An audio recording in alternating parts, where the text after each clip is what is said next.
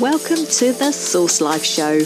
We feature the latest knowledge from experts around the world on living your ultimate life, covering all aspects of mind, body, spirit, and explore the latest thinking in personal growth and development. Join me, your host, Ayse D, in the ultimate exploration in becoming the best you possible. The SourceLife Show. Make your life a masterpiece.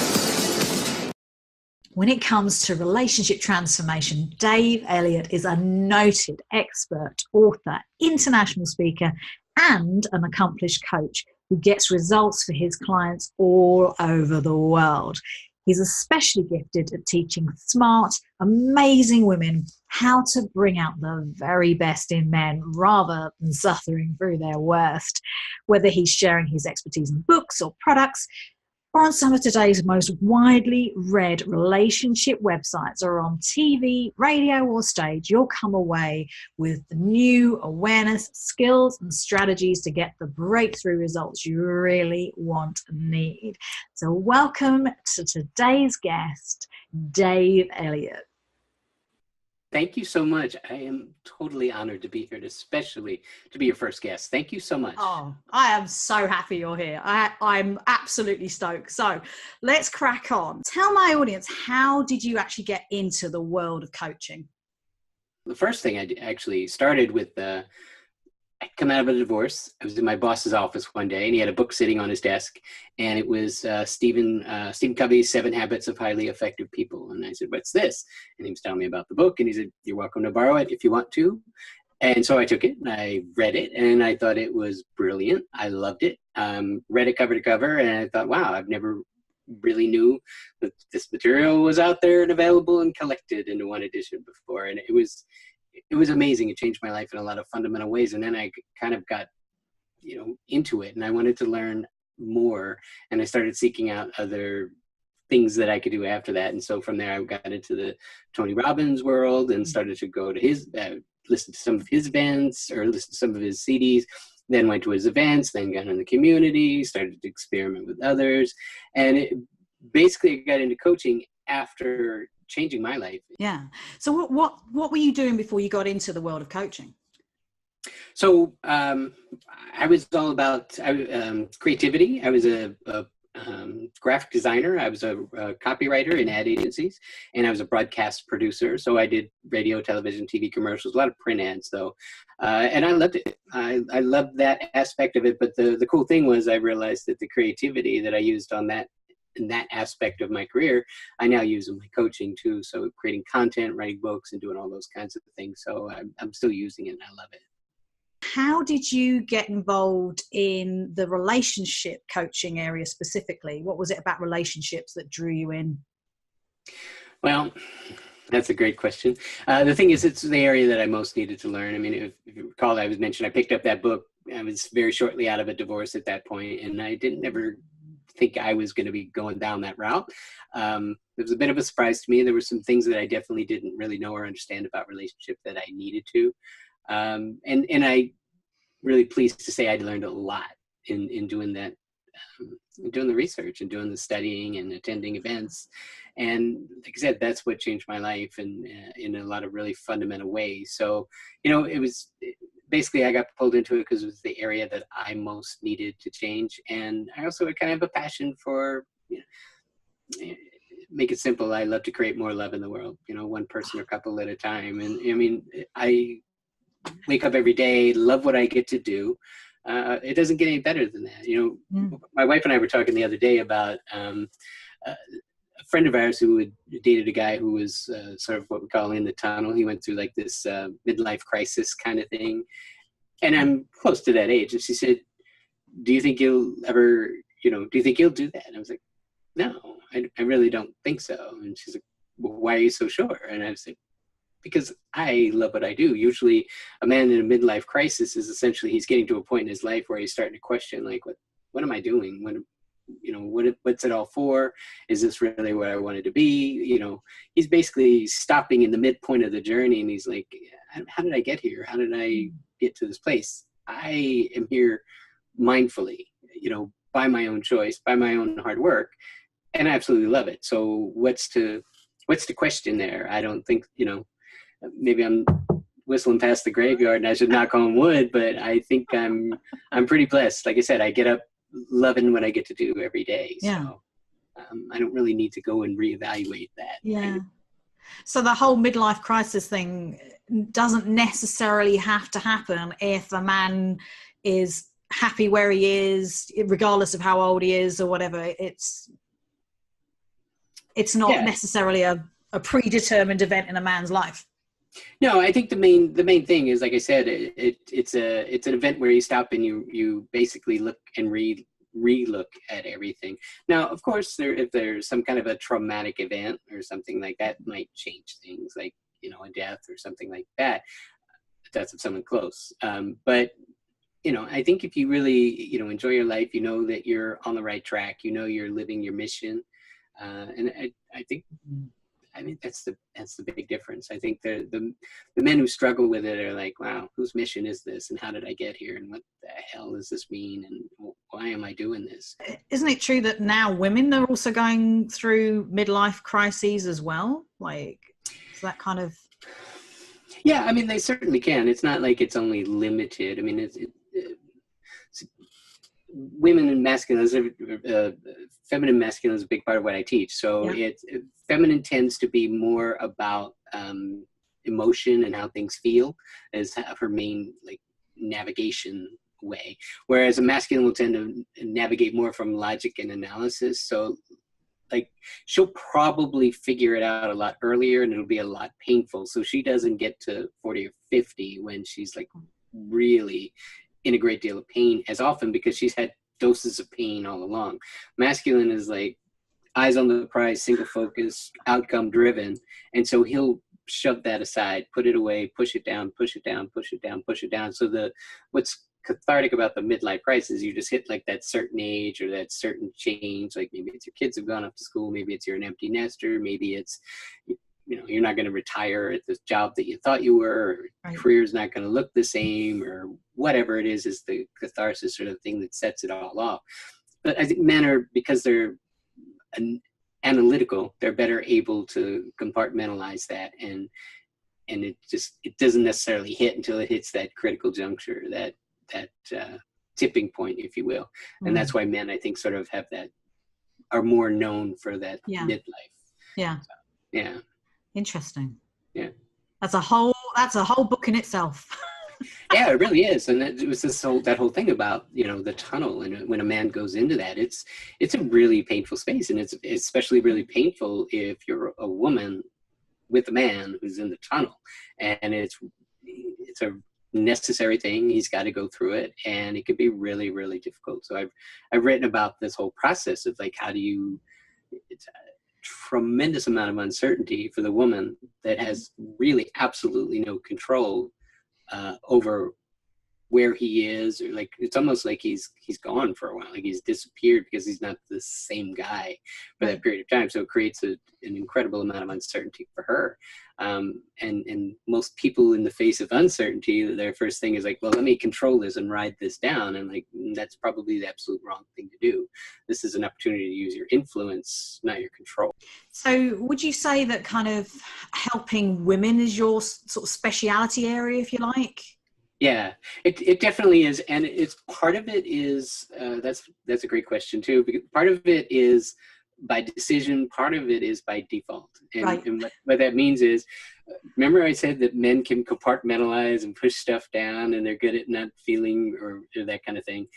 And that's a great thing when you want your man to be a rock and your leader and the guy who is just got his act together, right? Yeah. But also sometimes they're like, I got it. And he won't want to necessarily do the coaching. I find women are my best clients because of the way they process it. It's an emotional thing. They'll want to solve it and sort it and figure it out. And because rather than sit in pain, because it's absolutely painful and it's hard for her to push it away because she has to live with it every day, she'd rather sort it out. And, my clients are amazingly successful women and do awesome things in every category of life. And usually it's the one area of life where they tend to struggle is this area of relationships, because that's where some of our deepest stuff is buried. And so I just find that they're more likely to do the work, and they're open to it. They've been really successful, like I said, in every other area of their lives. Education's great, finance is great, in a lot of areas, really performers. But this is that one area, and it's that whole clash of understanding masculine and feminine, and what works and what doesn't work, and why they get stuck. So do you think, it sounds like it's a bit of a pattern for sort of successful women, that they have every other area of their life where they want it to be, but the relationship fails? Do you think that's a kind of, is that a pattern that you see a lot of?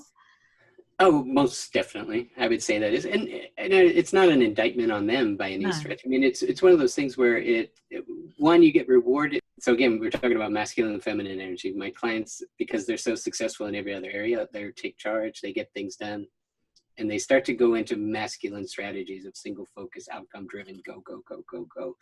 And one, that's problematic because a man's not necessarily going to be attracted to that energy, because it's the opposite energy that he's attracted to. And secondarily, in the realm of relationships, that's where your deepest wounds lie. It's the stuff that's sort of down there, stealth, under the surface.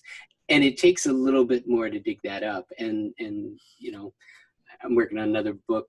We could talk about that too, but it's like, that's where the deepest areas of your wounding are hidden, and they get triggered.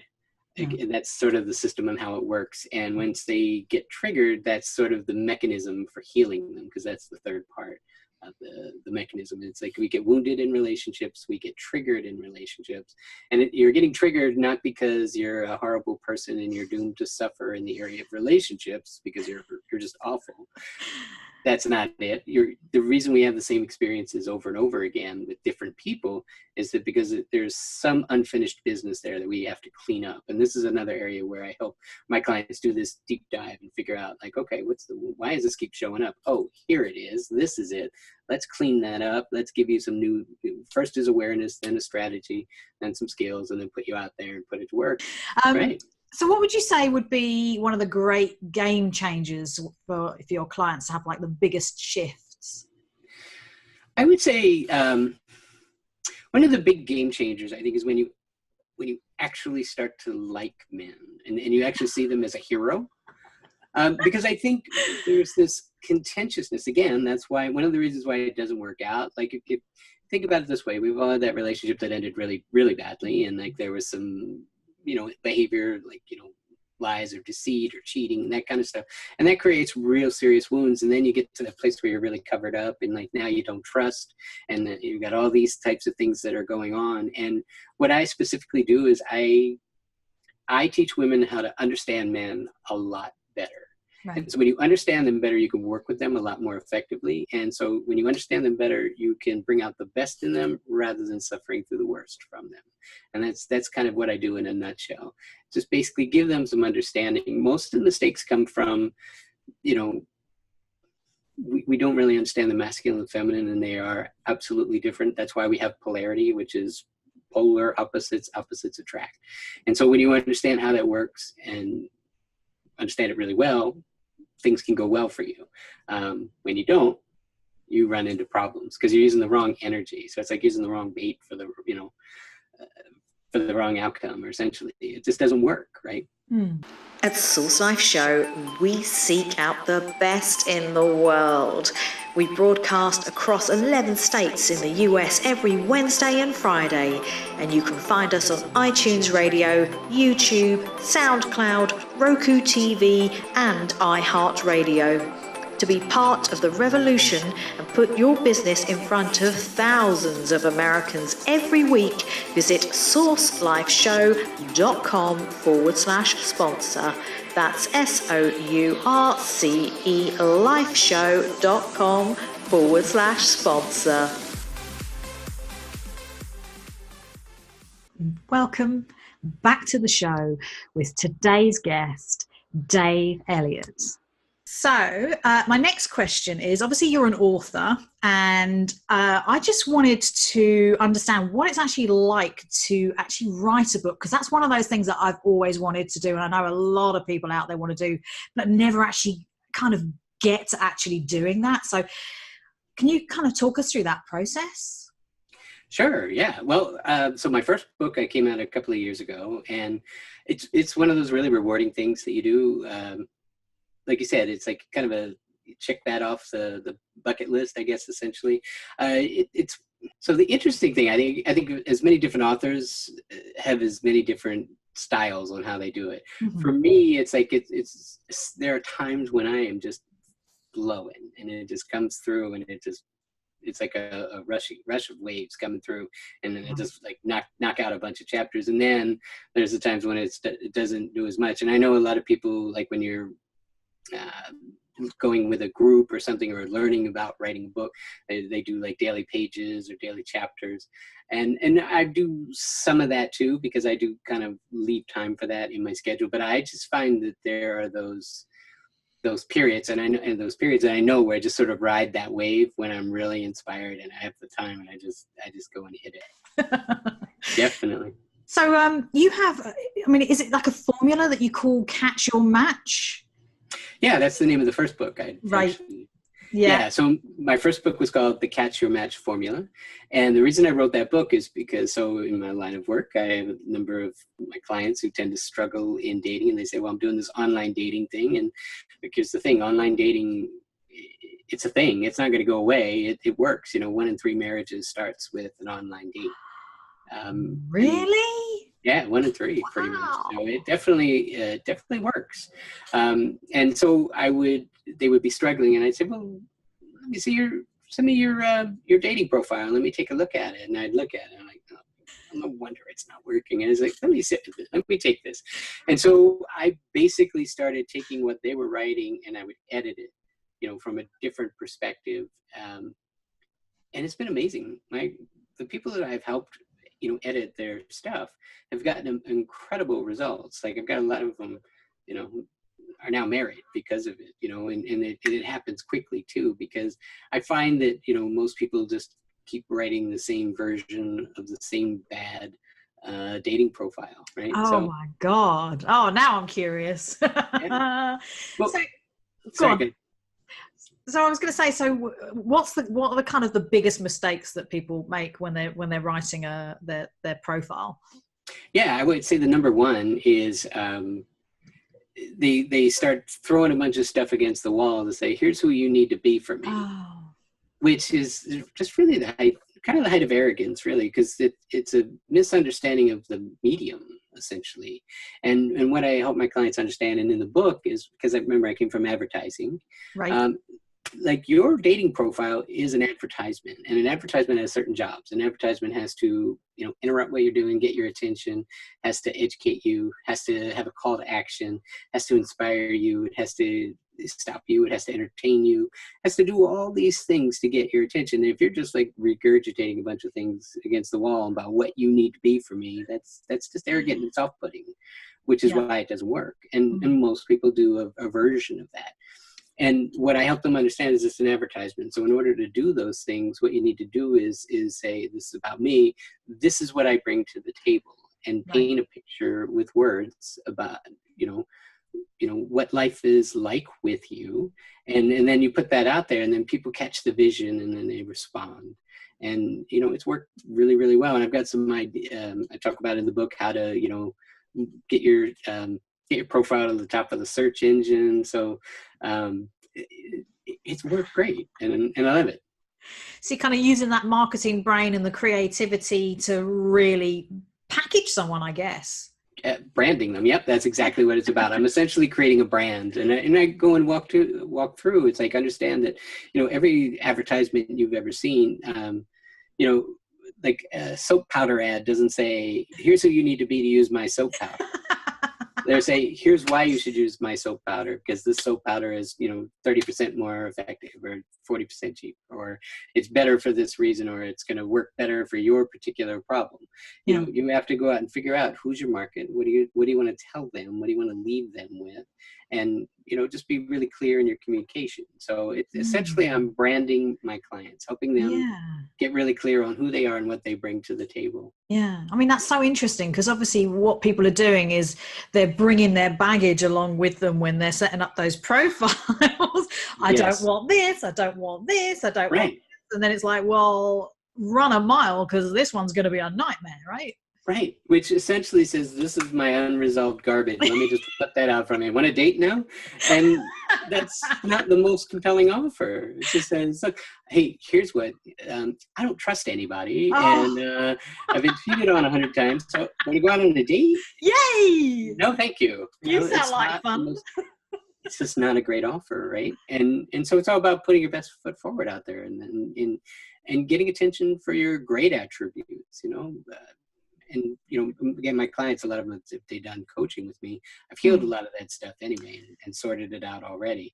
So, but it's just, there's a lot of the same old, and some people are getting a good result with it, and so sometimes I think it's sheer luck, but I think also sometimes it's a really well put together profile. And I think the other challenge in online dating specifically is that there's this artificial abundance sometimes, because and people just like, oh, well, whatever, I'm going to go in and put in my search items again tonight, and 50 new ones will come up. So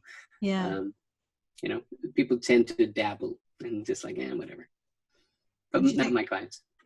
Well, I guess it depends on which sites you're on and what the kind of premise of those sites are, because obviously some of them are more focused on more casual encounters, whereas others are more sort of longer term. So I guess it depends where you are, but right. I guess again, if you're clear on what you want, then you kind of know where to go. Exactly. Again, that's the product of branding, is like knowing your target and going after your target. And a whole chapter in the book, like you know who you want to meet. Where are you going to find them? Reverse engineer that. Where would that type of person be likely to hang out, or where would you be likely to meet them? What types of things would they be interested in? And put yourself in proximity, because proximity is power. So it's a fun book, and like I said, it's cool to hear all the great stories about how it's helped people so much. Relationships are so important. Everybody wants, well, most people want to be in a relationship. Most people I know have got issues in relationships. So, it's a great place to be. And to see people transform that must be so rewarding. It is. It's unbelievable. I mean, again, that's why I don't think I'll probably go through that midlife crisis aspect of it, because it's incredibly rewarding. When I worked in ad agencies, a good day at work was like, I really like that ad I did, or I like that, thing that I'm working on. And it's nowhere near as like, oh my God, my client is engaged and they're getting married, or, that kind of thing. And that happens all the time. In fact, I created an ad campaign for my business with texts that I would get from clients where they'd say, look, I got engaged, and they'd show me their ring. And that kept happening. And so pretty soon I was like, I'd have to be stupid not to see that this is a great brand promise of what I'm creating for my clients. And it's, and people said, well, it's about the ring. It's not about the ring. It's a visual representation of the work that went into it, and how you got the result that you wanted. I mean, that's momentous, isn't it? The moment that that a woman actually gets the ring, it's a moment in history for her. So of course she's going to be. It's the first thing she does is go, oh my God, check it out! Look what he did! Look, he bought this for me, and we've moved to the next stage. Right. It's really incredibly satisfying. It just you see people's lives change, just huge. Fundamental shifts. Like one of the examples from the book, I'll just share.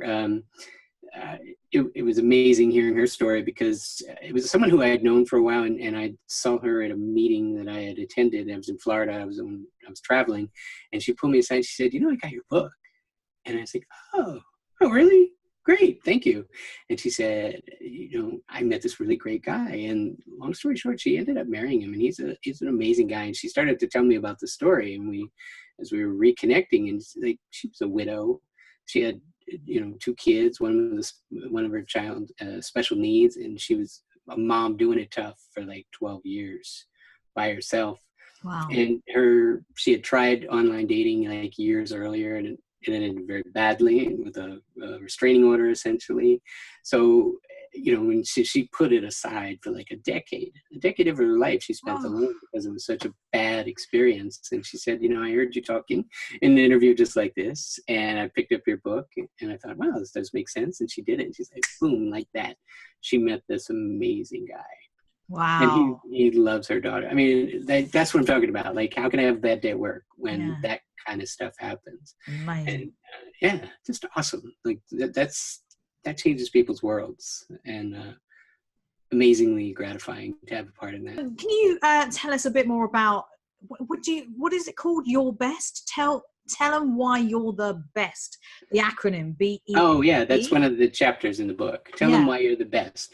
And so I mentioned earlier, I tend to use acronyms sometimes, and because it just sort of unpacks a lot of different stuff. So in the chapter, Tell them why you're the best, I basically outline, first of all, you could tell them what are the benefits of dating you, like why would it be a great thing to date you, and then just outline some of the benefits, like basically what life is going to look like when you're dating. And then you could also explain what's the experiences that we'll share, like what kind of things you want to do. And then one of them is what's the sizzle? What's the really sexy, cool thing? Where do you want to travel? What do you want your life to look like? What's that thing that you always really long to share with a partner? This is the part to put that out there. So like, if you say something like, I've always, wanted to, I used this example in an interview, and someone told me like, oh, that really happened. Like if you wanted to scuba dive the Great Barrier Reef. Oh, wow.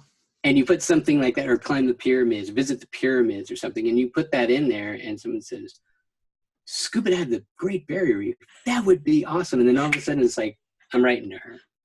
Right. Wow. So that's that kind of thing where it's just like you speak to someone at a visceral level by sharing your deepest goals and dreams about what you'd like to do, that maybe, because if they don't know about it, that, they won't know. But if I say, look, what's the benefit? What's the experience? What's the sizzle? And also the T is, what are the traits?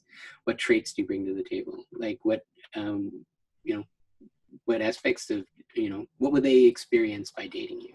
So you're basically outlining these are the experience, and then you just sort of unpack it, and then you start to paint the picture, and then you fill in. And again, it's not just, again, the other mistake that people do at a dating profile is they just throw a bunch of words on there and see if it's something sticks, right? But it's also, so my thing is like, so if you're, it's like people say, I love life, okay? I don't know what that means. What does love life mean to you? So it says if you want to go out and dance at a disco, or you want to go out and do this, or if you want to, travel the world, or if you want to minister to, forgotten tribes in the Andes or whatever. I don't know, whatever it is. But you just want to explain to people what makes your heart sing, who you are, what do you love, and what's life going to look like with you. And that's the kind of stuff that, because it's different and not everyone's saying, well, I like to go out to eat. Yeah. Socialize with friends. Right. That's what everybody says. Tell me why you're unique. Tell me why meeting you is the best thing that could ever happen to me. And then when you start to, again, this is about being sort of radiant and vulnerable and open, and just, these are great traits, by the way, that men love, are totally attracted to. In fact, powerless to in a lot of instances. So basically I help them showcase themselves in a great way, and it feels good, and it's totally them. Like a lot of times people will send me something, and I'll take their stuff that they wrote, and then I'll just sort of put a little spin on it, and I'm like, oh my God, that's me, but she sounds awesome. I'm like, well, it is you. Those are your words. Just basically it's the way you kind of put them out there and the way you present them. So do you actually rewrite the content for them, or do you? Not all the time, no. I mean, sometimes I do, like with my clients, if I go through it with them, I'll occasionally edit them for them, just to help them out. But no, I mean, a lot of people buy the book and they don't send it to me, and I don't edit every copy. But I do like doing it too. It's fun, and I have them send it to me because I just want to see what they're doing. If I want to, to make sure that they're not going to put anything in there that's not going to help them. So sometimes just got to clean up or maybe reword one thing or move it around or something. Cool. It's very minor because I think the book's pretty comprehensive. It gives a pretty good outline on how to create a great profile. And then, what's the sort of time frame that people are getting results from these profile changes, would you say? Oh, wow. Some of them have been like almost instantaneous. Like it's unbelievable. Like there's a bunch of testimonials on the website there at catchyourmatchbook.com. And some of them, like there was one of my clients who had been doing online dating for like more than a decade and getting nowhere, right? So just had this ongoing dating profile. And I helped her do it, and we relaunched it, gave her a different username, and she put it up, and she's like, I don't know what you did, but like you caught lightning in a bottle, because she like got thousands of replies. Oh my God. Hundreds of likes. And she's the same commodity that's been on there, and she used to get like, 1 or 2 things a week. Do you focus predominantly on the content in terms of the actual profile wording, or do you also kind of look at the actual images that people put up as well? Yes, absolutely. Actual images too. Yeah, that's a huge part, especially again, if you're a woman, most of my clients are, and looking for men are visual. So you got to understand your target market. Your target market is visual, and that's not a bad thing. You don't be a hater about it. It's okay. Show them what, something that's tasteful but intriguing, and gets their attention. And so I talked about, a lot of people put on like group pictures where it's like they're one of 6 people. Like, I don't even know which one you are. Why would you do that? And they put on hats or sunglasses, or their high school graduation pictures that are so outdated. And so no, we're not going to do that. So I basically talk in the book, a handful of like tips. You want about 6 is probably a good number. You want to show different aspects of you. There's professional you, there's like, fun black tie gala you, if you have a picture of that. There's you on vacation doing something really cool, maybe a known landmark, again, because the idea is to strike up a conversation or to create. So it's just like, you've been there too, or you've been to the Eiffel Tower. That's awesome. I've been there too, or I've always wanted to go there. I'd really love to share it with someone awesome on a date. That's the most romantic city in the world. Something that starts a conversation. At SourceLife Show, we seek out the best in the world. We broadcast across 11 states in the US every Wednesday and Friday, and you can find us on iTunes Radio, YouTube, SoundCloud, Roku TV, and iHeartRadio. To be part of the revolution and put your business in front of thousands of Americans every week, visit sourcelifeshow.com/sponsor. That's SOURCE lifeshow.com/sponsor.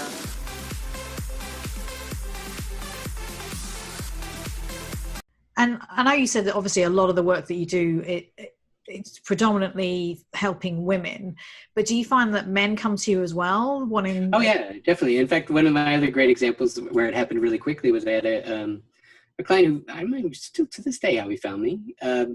He was a partner in a law firm. He had been divorced for a number of years. A really nice guy, but he needed some help. So I helped him. I created this profile and gave him some advice and some ideas.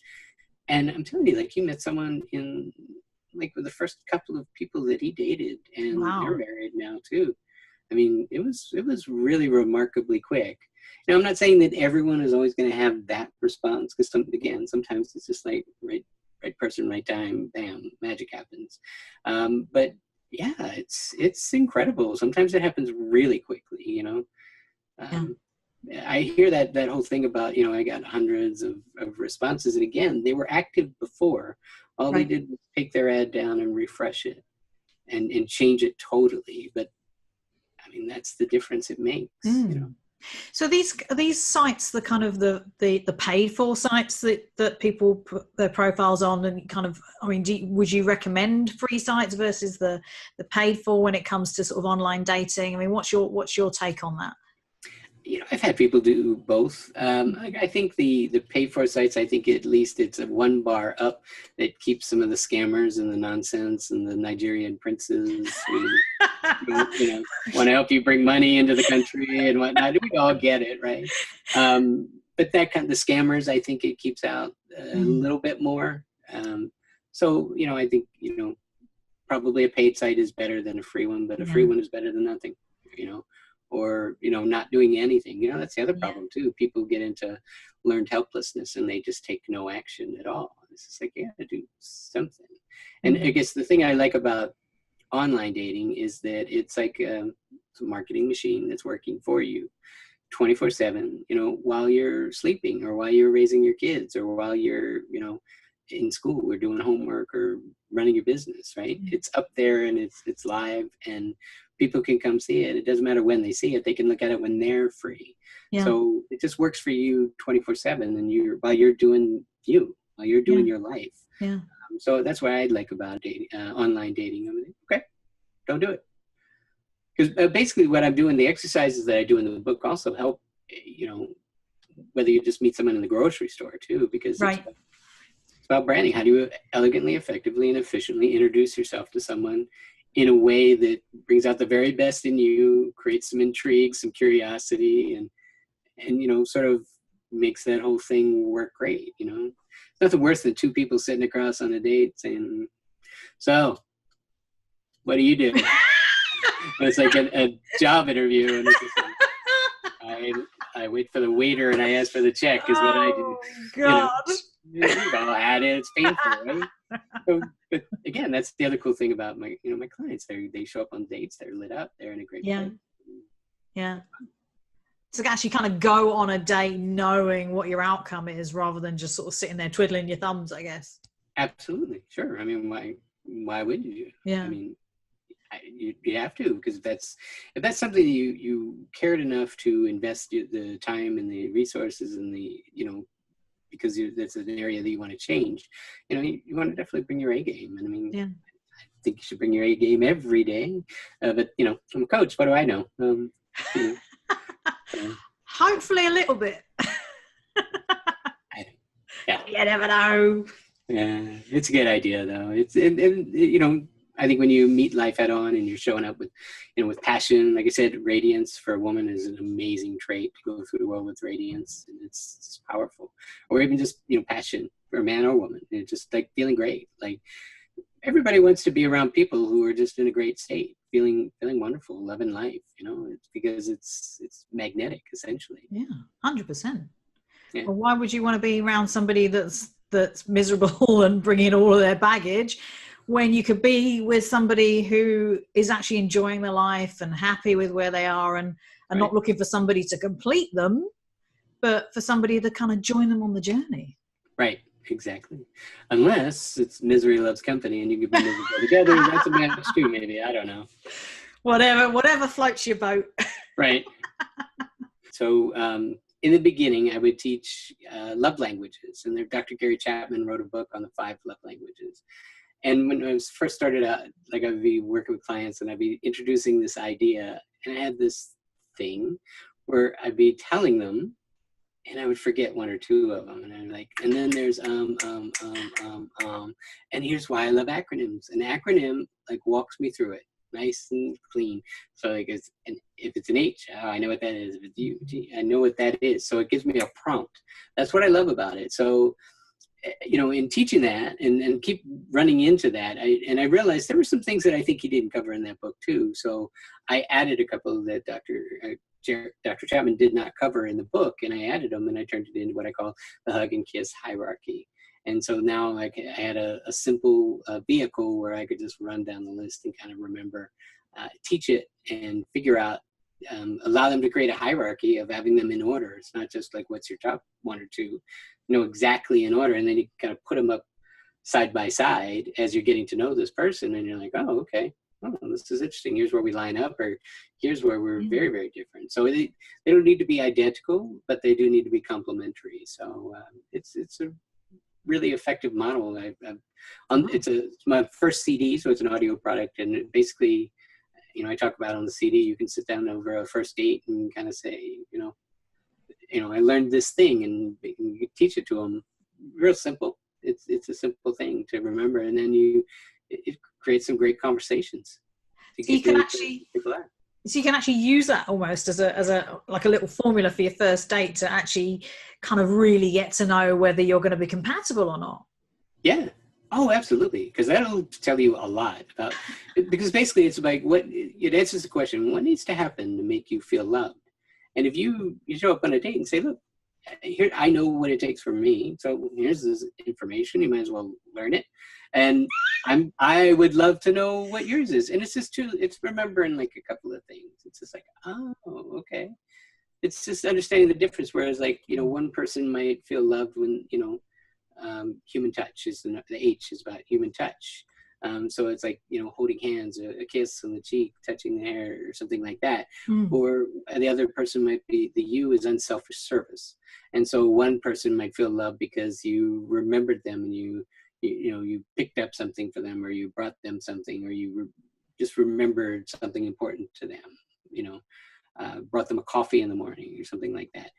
That says, wow, you really care, you love me. And so those are very different things. So if you're hugging on an unselfish service person, that's not going to resonate, and it's not going to feel like love. It's not going to resonate at the same level. Like, here, honey, I remember to write you your coffee this morning. It's gonna be seen and felt at a very different level. And so when that's what it takes to love you, make you feel great, awesome. Because here's the other cool thing about men. Men are remarkably, we're not complicated. We want to win the game. So if you tell us the rules, we'll win the game.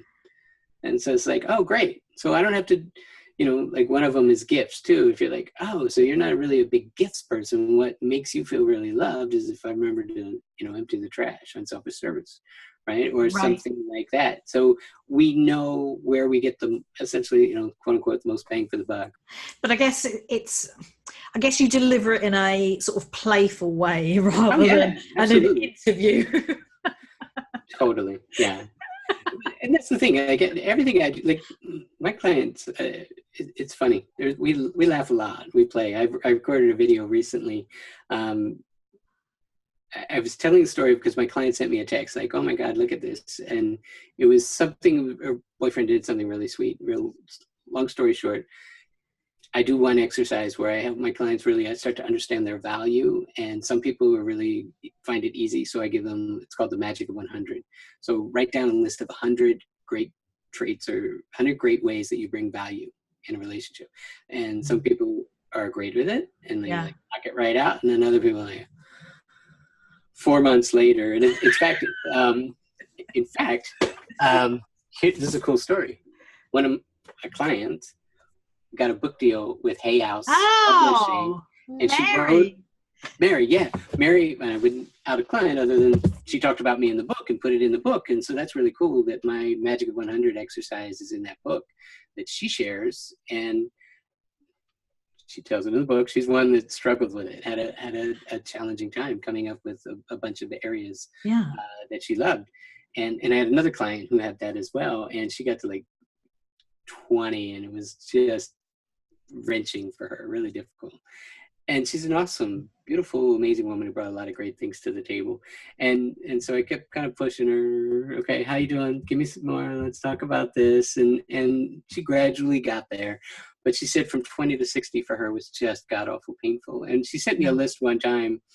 And she said one of the benefits that she brings to the table for a man is she has a low-carbon footprint. And I read that email and I was like, you're going to be freaking kidding me. What? Well, that's essentially what I said. I just laughed at her. And so it became our little joke. I would tease her about it. It was like, I know you're padding this list, but come on, really? Like, I don't know a man alive is like, show me a woman with a low carbon footprint. That's my girl. And so we're being playful and having fun about it. And so here's the cool story. At the end of it, she sends me this text. She meets this great guy. She finishes the list and she's good. And she's in a really good place. Yeah. She meets the guy. Everything's going great. And so how the conversation came up is he had a friend who was had struggling in a breakup, and she said, you know what, I know this really good relationship coach you should maybe connect them with. And he's like, really? How do you know him? And she's like, oh, I worked with him. And he's like, you did? Tell me about it. And so she started telling about it. She told him about this exercise that I did and how it really kicked her butt, essentially. And she said, he said to her, 100 great things about you. That would be easy. I could do that easily. And she's like, oh. And so he did. He went out and bought her a nice card, and he just put a bunch of all these words all on the card, like all over the card. There was like 100 great things all about that he loved about her. And they'd only been dating for like a couple of months. And I looked at it, and there in the corner, it said, environmentally conscious. And I was like, you gotta be freaking kidding me. Like, you did it. And that's another thing that I teach about, the power of clarity and just putting it out there and knowing what you want. One of the things this man loves about her is that she's environmentally conscious. At SourceLife Show, we seek out the best in the world. We broadcast across 11 states in the US every Wednesday and Friday, and you can find us on iTunes Radio, YouTube, SoundCloud, Roku TV, and iHeartRadio. To be part of the revolution and put your business in front of thousands of Americans every week, visit sourcelifeshow.com/sponsor. That's SOURCE lifeshow.com/sponsor. So you're working on a new book as well. Yeah. So can you tell us a little bit about the new book? So yeah, the new book it's gone a little bit further down the line. I guess it's more about the, so here's the premise. I think I mentioned to you briefly earlier, like relationships do three things to us. One, they wound us. And like and that happens in like our first 7 years of life primarily, because that's when we come into the world, we kind of see like, is it a great world where all my needs are taken care of, or does really no one give a crap about me, essentially? And again, these are kids who are myopic and the world revolves around them. And so they have ideas about what the world is and should be that are kind of different from someone who's been here a while and knows how things go.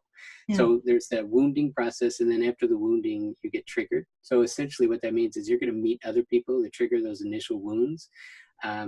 And then ultimately, when you close it, you actually heal it. So you can change that. And so what I call that understanding that process is figuring out what is the root issue that's keeping people stuck, the root issue. And the root stands for relationship origin of trauma.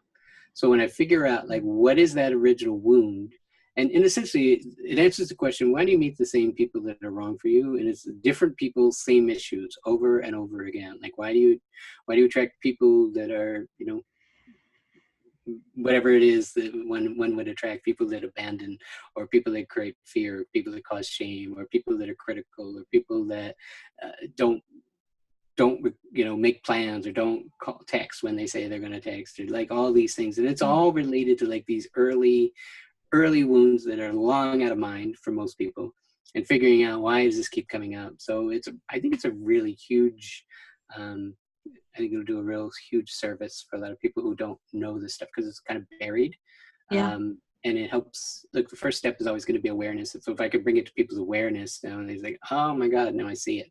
Because most people, when they experience the same, say, issues over and over again, like say someone's been cheated on a bunch of times, you know, it's painful enough the first time, but if it happens multiple times, you're like, what is wrong with me, right? Why? Sure.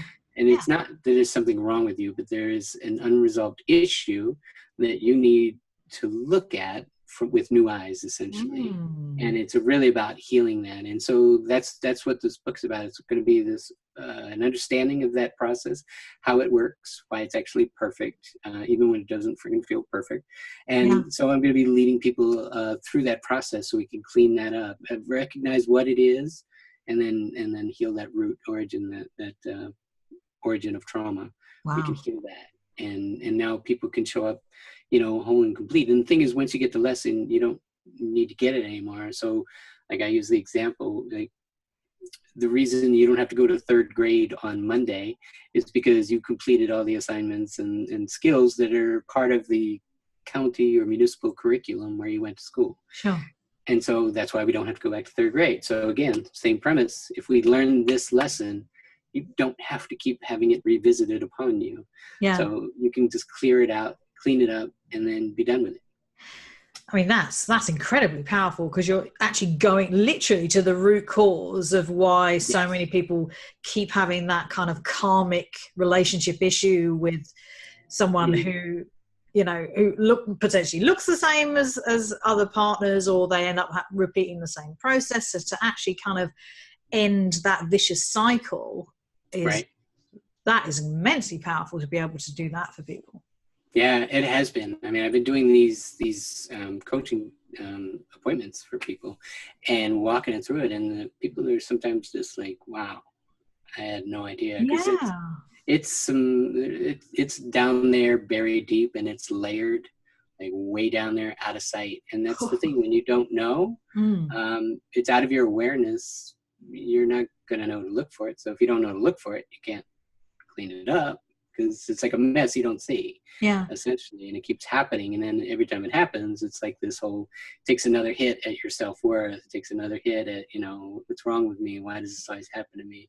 Am I never going to find, you know, there's only two fears in the entire human condition. One is I'm not enough. And two, when you spin it down further, if I'm not enough, I'm not going to be loved. Sure. And so that can be sort of debilitating if that's a cycle that you run again and again and again. Yeah.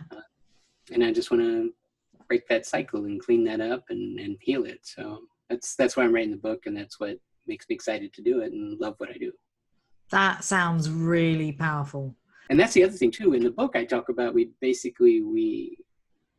all have this number that we think, like a rating system, where we rate ourselves, and we sort of attract other people who are at a relative level, sort of plus or minus 5. And that's another thing that I'm doing in the book, helping people understand where they are, where they show up, and who you're attracting. And if you want someone up here, you're gonna have to do some work to get up here. And I've got a system for doing it. Okay. And again, it's really effective. Like I've done that at some speaking engagements where I've done it live with people, and like I had a remarkable, like, you know, 12, 15 point shift, which is years of personal development like that. Wow. When you, again, you know where to dig and figure out, okay, how do we go and change that? And basically, I mean, it's pretty amazing. Watch it live too. It's pretty cool. Wow. Again, that sounds really powerful, like to be able to make shifts that quickly. It is a total game changer. Yeah, it was. And it, you know, it was in a room full of people, you know, sitting next to her husband. And so it was a great example. Basically, the husband had a different idea of I got everyone in the room sort of assessed themselves and where they thought they were. Yeah. And I was figuring out where people were, and I had this married couple, and he was surprised that she rated herself so lowly in comparison. And then when I started to dig in, I figured out where is it? Where's the wound? And then I figured out, you know, how do we go and, you know, repair that? And then we did it right there live, and it just totally shot up. Like, again, I don't remember the exact number, but it was a total difference. And it was just, you know, because we gave it the right amount of attention, care, and contribution at the right time, and we were able to make a huge shift. So, you know, it works. It's powerful. Wow. So can you tell us a bit about your Very Satisfied Client Club? That sounds fascinating. Yeah, well, I started to tell you earlier, but I didn't tell you the name of it. So that's the thing where I used to get those texts of like, hey, look, I got engaged. And they would send me these little cool pictures. And I turned that into what I called my Very Satisfied Client Club. Right. And I put a page of those up on my website. And these are all people who, because of the work that we did together, and they I put them in the Very Satisfied Client Club, and then they give me a little quote or a testimonial about the work we did together and how I helped them, and where they started here and how I helped, and now they're ultimately married or engaged or something like that. And it's been cool. And there's been awesome things there too. Like even one of my clients, they told me they were getting married, and I was able to get there in time. I was across the country when they told me about it, but I flew over, and I actually got a chance to sign their wedding license. Oh, really? Official legal witness. Yeah, that was kind of cool. Oh, wow, that's lovely.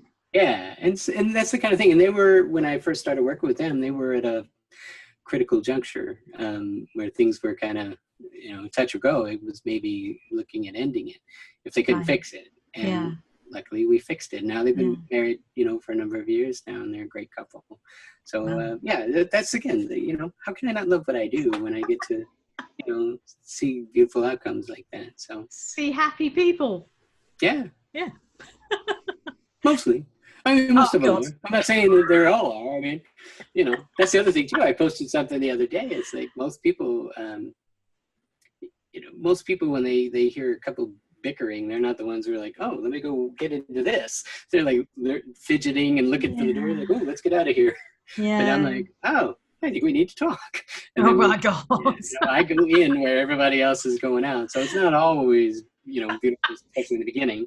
But, also, again, I think when you're really, when you're clear on, you just want to serve them. And not every relationship is meant to be saved. And that's okay too. But a lot of them do get saved because you have some good tools that can help people. So, and that's, I guess, one of the gifts I have is like, I could say, look, if you want to fix it, I can help you fix it.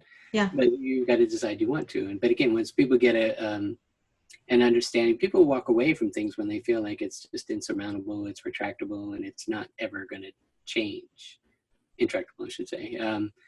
It's not going to change. They just feel stuck, and people don't want to feel stuck, so they'll just quit and walk away. But because I can help make it a lot more understandable and not seem so overwhelming, and give them hope, essentially.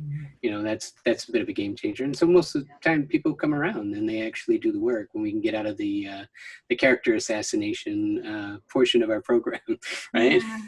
And I guess no, you're a jerk. And I guess that's kind of one of the first places that people are at when they come to you, is they're probably at that stage where they're like, this is falling apart because he did this or she said that, or it's just a mess. Yeah, blame and shame and guilt, they're not my friends. Because it's really hard to work from that place, so I have to that's the first place I start. I usually try to eliminate that again with a new understanding or a new definition. Sure. Yeah. So where can people find out more about you? What's your website address? And I can obviously put the links on the show, but where can they find out more? So my website is legendaryloveforlife.com. legendaryloveforlife.com, and there's a bunch of blogs and products and all kinds of good stuff there. Keep you busy for a little while for those who want to. And also there's a free book there too. Basically taking that man magnetic site for anyone who would like a free gift. I have a book called Irresistibility. So it's basically the ability to be irresistible.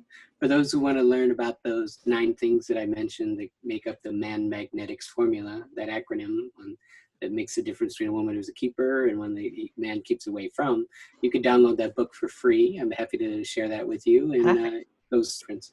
That sounds absolutely amazing. And I'll definitely put a link to that on the SourceLife website as well, so that people can access that. So I really appreciate that. Thank you so much for your time today, Dave. It's been an absolute wealth of information, and my mind's been blown today. There's been so much stuff that I'm going to take away myself and be working on. So I really appreciate that. Thank you so much for coming on. Absolutely, my pleasure. Thank you so much for the invitation. Loved it. Thank you so much for joining me, your host, Ayse D, on the SourceLife Show today. We feature experts from around the world in mind, body, spirit, personal growth and business development, and broadcast every Wednesday and Friday across the US. For more, visit sourcelifeshow.com. That's SOURCE lifeshow.com.